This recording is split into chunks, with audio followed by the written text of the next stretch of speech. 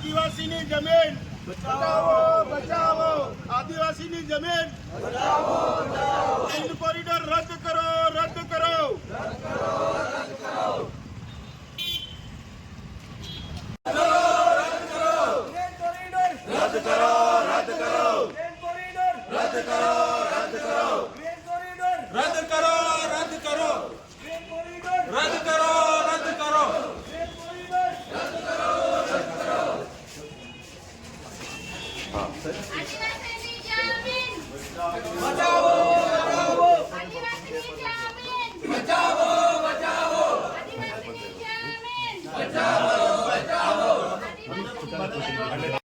સાપુતારાથી Statue of Unity green corridor નીકળે છે એના માટેના અમે પણ અસરગ્રસ્ત ખેડૂતો છે, બધા ટીકેપાડા શાકબારના સરપંચો અને અસરગ્રસ્ત ખેડૂતો બીજા સામાજિક આગેવાનો આજે તમારા ત્યાં વિનંતી કરવા માટે આવેલા છે કે જે ગ્રીન કોરિડોર સરકારે મંજૂર કર્યો છે અને 3 વખત ગ્રામસભા થઈ ગઈ, ડેડિયાપાડા અને શાકબારામાં બધા જ ગ્રામ પંચાયતોમાં દરેક આગેવાન ખેડૂતો અને બધાએ ગ્રામસભામાં વિરોધ કરીને અસહમતિ દર્શાવી છે કે ગ્રીન કોરિડોર રદ કરવામાં આવે.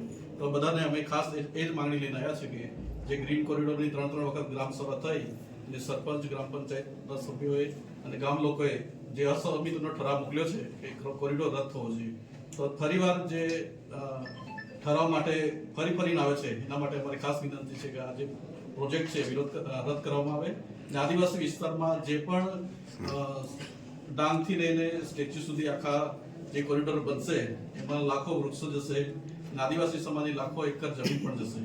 આદિવાસી સમાજની આજીવિકા ખેતી પર જ છે, એટલે અમારે ખાસ વિનંતી છે કે આ કોરિડોર રદ કરવામાં આવે અને જે આખા દેશમાં કહેવાય કે આદિવાસી વિસ્તાર જ્યાં હોય ત્યાં જ પર્યાવરણ સુરક્ષિત છે, તો આ કોરિડોર નીકળવાથી જંગલ જમીન, પર્યાવરણ અને જૈવ વિવિધતાને પણ બહુ મોટું નુકસાન થાય એવી પરિસ્થિતિ છે. એના માટે અમે ખાસ તમને વિનંતી કરીએ છીએ કે આ કોરિડોર રદ કરવામાં આવે, એટલી અમારી રજૂઆત છે.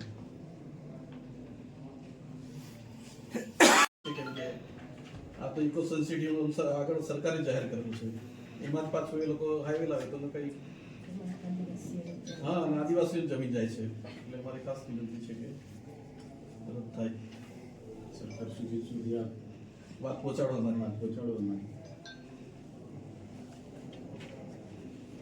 આ જે કોરિડોર આવશે એનાથી ઘણું એમ્પ્લોયમેન્ટ પણ જનરેટ થશે આપના બધા માટે. હા મેડમ છે સ્ટેચ્યુ ઓફ યુનિટી ના સ્ટેચ્યુ ઓફ યુનિટી આવે ને ત્યારથી પાણીનું પડતર પણ ચૂકવવામાં આવશે સરકારશ્રીના. ના એ ખબર છે, સ્ટેચ્યુ ઓફ યુનિટી વાત કરી ત્યારે લોકો એ જ વાત કરે, સરકાર અધિકારી બધા એ જ વાત કરી, પણ અત્યારે આપણા ત્યાં લોકોની પરિસ્થિતિ આખી અલગ છે. જે સરકારના ધારાધોરણ છે એ મુજબ આપને વળતર પણ આપવામાં આવશે. અમારે તો જમીન જ નથી આપી, બધા ખેડૂતોની રજૂઆત છે, એટલે એ જ વાત તમારે આજે લઈને આવ્યા છે.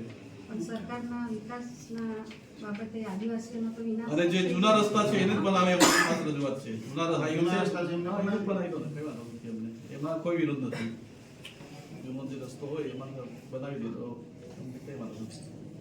કેમ કે અગાઉ કેવડિયા જે બન્યું હા ત્યાં તો અમારા એ જ વાત કરી કે તમને રોજગારી એમને એક લોલીપોપ જ આપવામાં આવે તો કે તમને અહીંયા સ્થળાંતર રોજગારી મળશે, રોજી મળશે, જેથી કરીને તમે અહીંયા તમે અમને જગ્યા આપી પણ અત્યારે હાલ એમનું બહુ ખરાબ છે, પરિસ્થિતિ બહુ ગંભીર છે મેડમ. એટલા માટે અમે આ કોરિડોરને રદ કરવા માટે અમે બધા અહીંયા તમને આવેદનપત્ર પાઠવવામાં આવે, જેથી કરીને અમારા આવેદનપત્ર પર ધ્યાન દોરી સરકારને તમે સરકાર સુધી પહોંચાડવા અમારા અવાજ, એ અમારી માંગણી છે.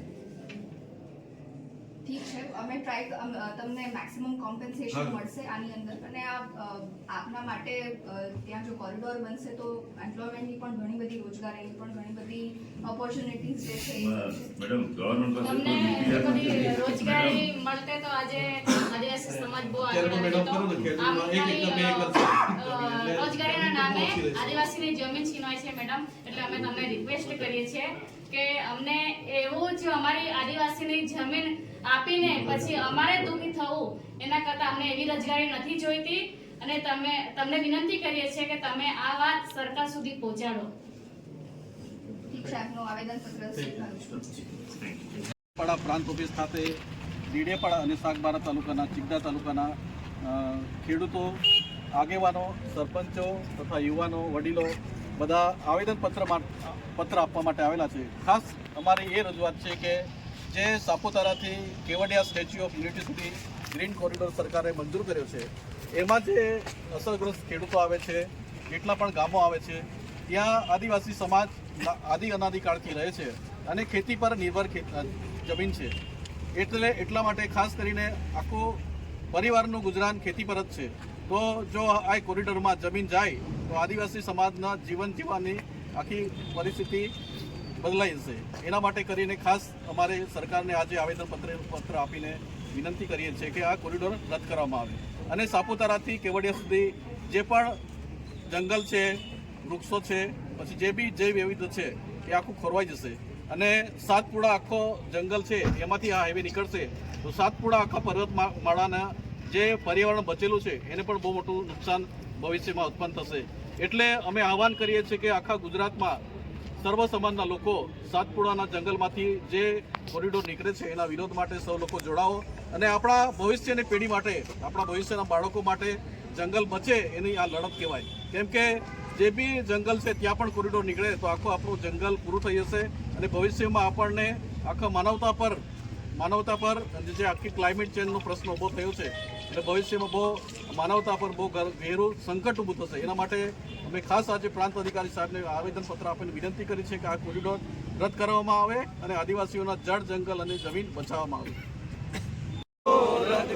ગ્રીન કોરિડોર રદ કરો, રદ કરો. ગ્રીન કોરિડોર રદ કરો, રદ કરો. આદિવાસીની જમીન બચાવો, બચાવો. આદિવાસીની જમીન બચાવો, બચાવો.